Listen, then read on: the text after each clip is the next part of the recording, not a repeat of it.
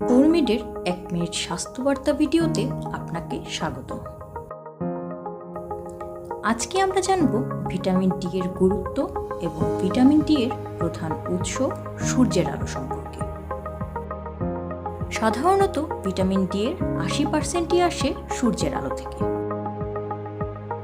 এবার আমরা জানব ভিটামিন ডি এর গুরুত্ব। ভিটামিন ডি আমাদের হাড় শক্ত রাখে, শরীরের ক্যালসিয়াম শোষণে সাহায্য করে, দেহের রোগ প্রতিরোধ ক্ষমতা বাড়ায়, আমাদের মনও ভালো রাখে।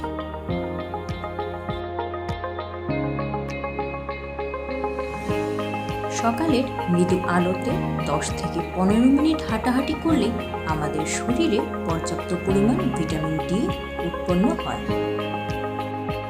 আমাদের খাদ্যের মধ্যেও রয়েছে ভিটামিন ডি, যেমন ডিম, দুধ,